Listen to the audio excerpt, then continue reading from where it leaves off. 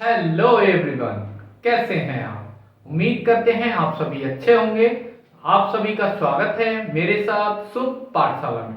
तो आज हम लेकर उपस्थित हुए हैं कक्षा 10 गणित का चैप्टर नंबर 3, जो कि है दो चर वाले रैखिक समीकरण युग्म। क्या होते हैं ये रैखिक समीकरण युग्म? सबसे पहले तो इस चीज को समझते हैं।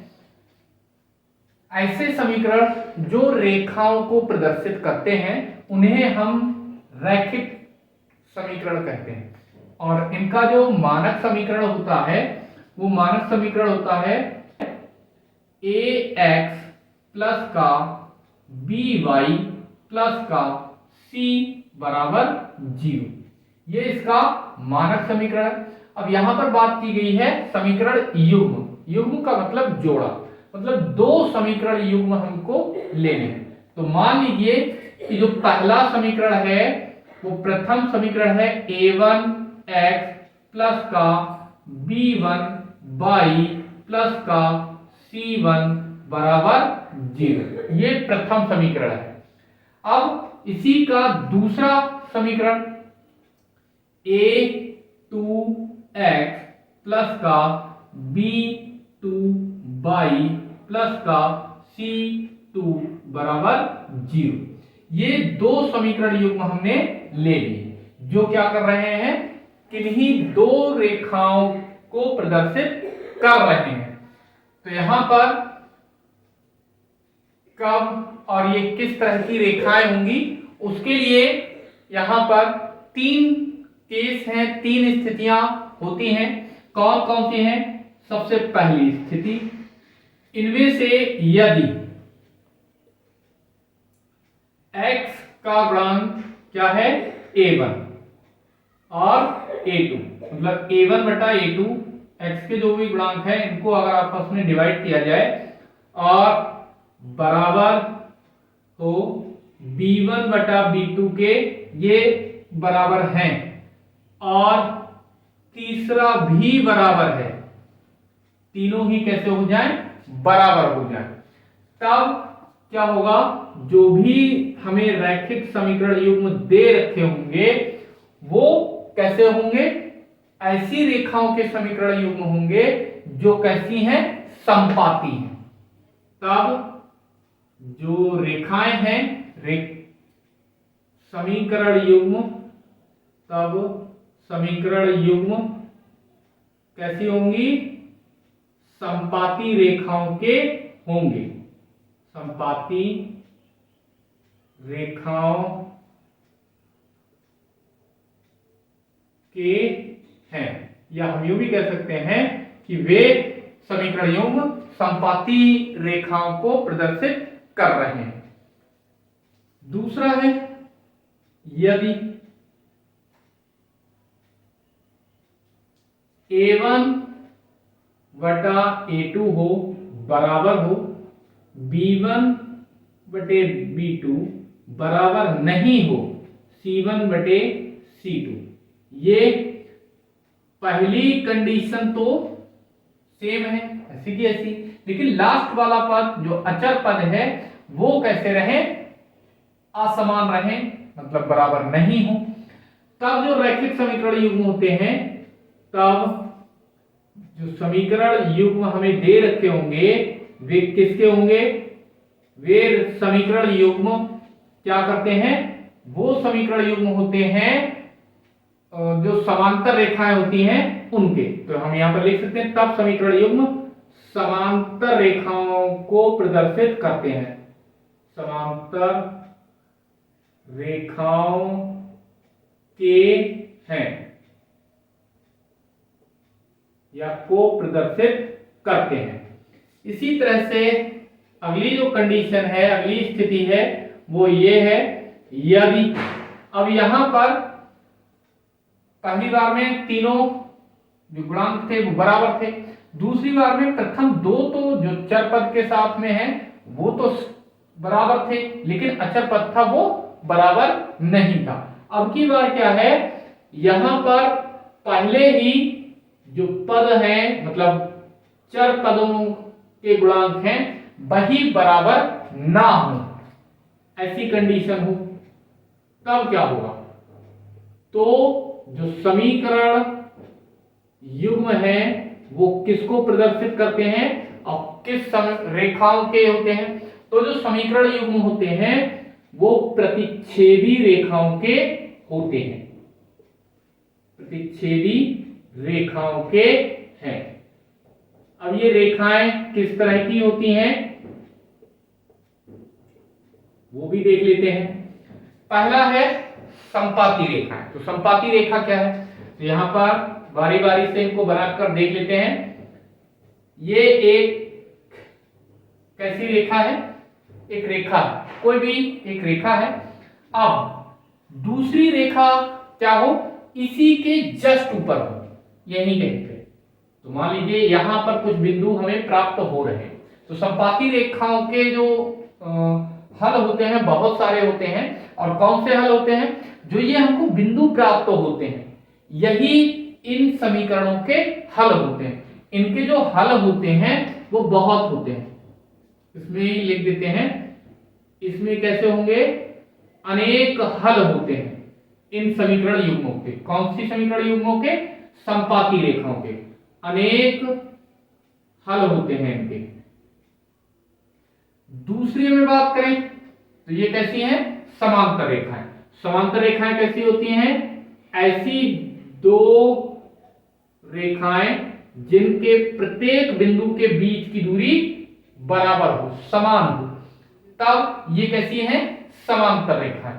तो इनके समांतर रेखाओं का क्या होता है, कोई भी हल नहीं होता, कोई हल नहीं होता। पहली वाले में जब संपाती रेखाएं हैं तो इनके हल कैसे हैं, बहुत सारे हल हैं, क्योंकि इस रेखा पर अनेकों बिंदु हो सकते हैं। यहां पर इन दोनों रेखाओं का हल कोई भी नहीं।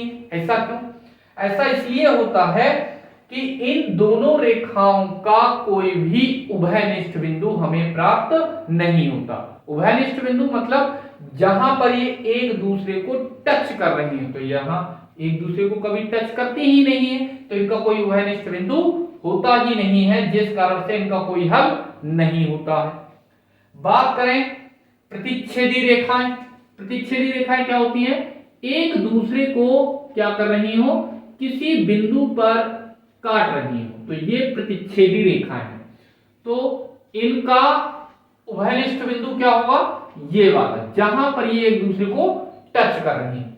तो यहां पर इस प्रतिच्छेदी रेखाओं के कितने हल होंगे, एक हल होता है, या हम यूं कह सकते हैं अद्वितीय हल होता है, मतलब एक हल के अलावा और कोई हल नहीं होता है। तो ऐसे समीकरण युग्म जिनका एक भी हल होता है वो कहलाती हैं संगत समीकरण, और जिनका कोई हल नहीं होता वो कहलाते हैं असंगत समीकरण युग्म।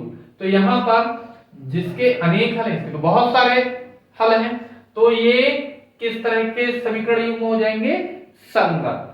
यहां पर इसका कोई हल नहीं है तो ये कैसा हो जाएगा, असंगत। इसका एक हल है, एक तो है, तो ये कैसा हो जाएगा, संगत समीकरण युग्म।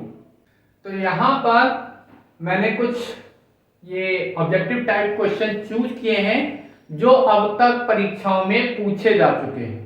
तो यहां पर जो पहला क्वेश्चन है वो दे रखा है, युग्म समीकरण a1x प्लस का b1y बराबर c1 तथा a2x प्लस का b2y बराबर c2 के अनंत हल होंगे, मतलब बहुत सारे हल होंगे।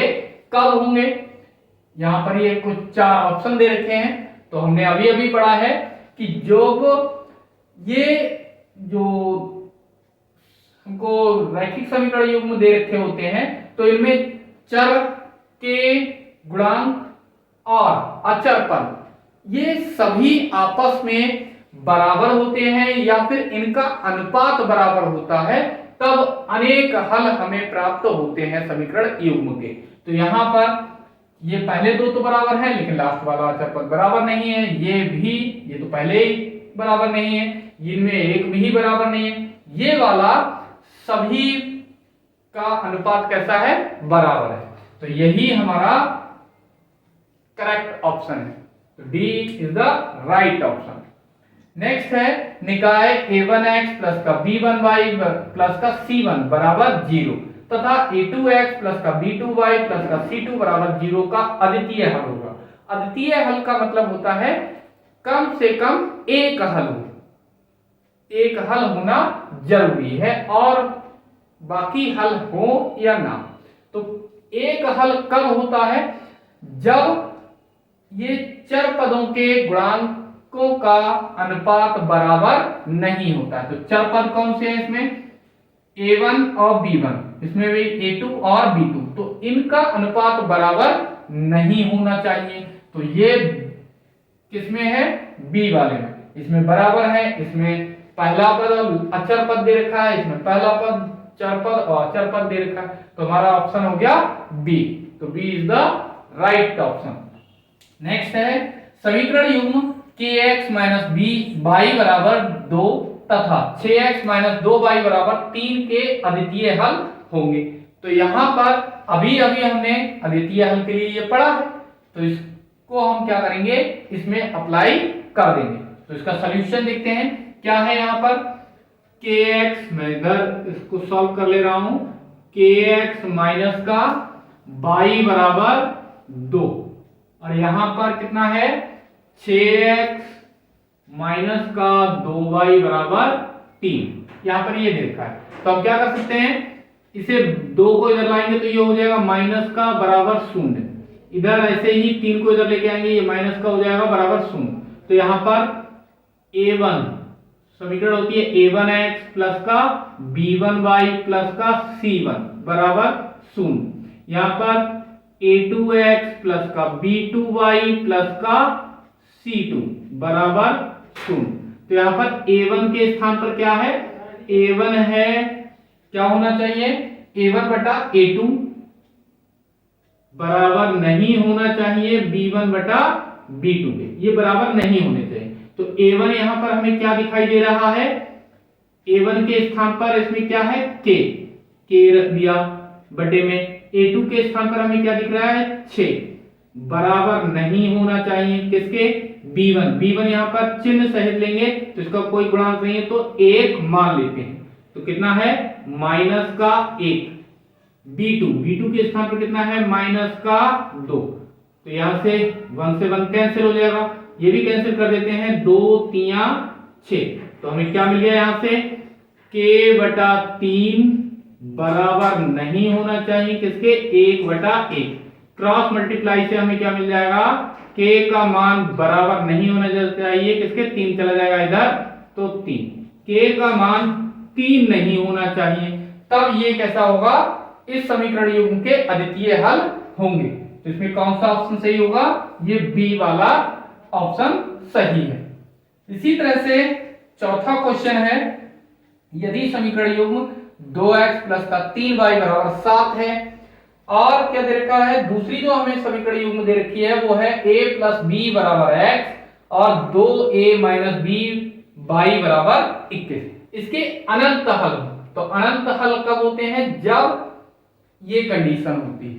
तो यहां पर यही हम अप्लाई करेंगे। तो क्या दे रखा है, इसमें पहली समीकरण युग्म ये रही, तो हम क्या मान लेंगे, यहां पर a1 यहां पर कितना दे रखा है 2, b1 कितना दे रखा है 3 और 7 इधर आएगा तो ये हो जाएगा माइनस का, तो c1 कितना हो गया माइनस के 7। इसी तरह से a2 कितना हो जाएगा, a2 ये वाली समीकरण है तो इसमें a2 हो गया ये a प्लस b, b2 कितना हो जाएगा, b2 हो जाएगा 2a माइनस का b, 2a माइनस का b, c कितना हो जाएगा c2, जब ये 21 इधर आएगा तो माइनस का 21।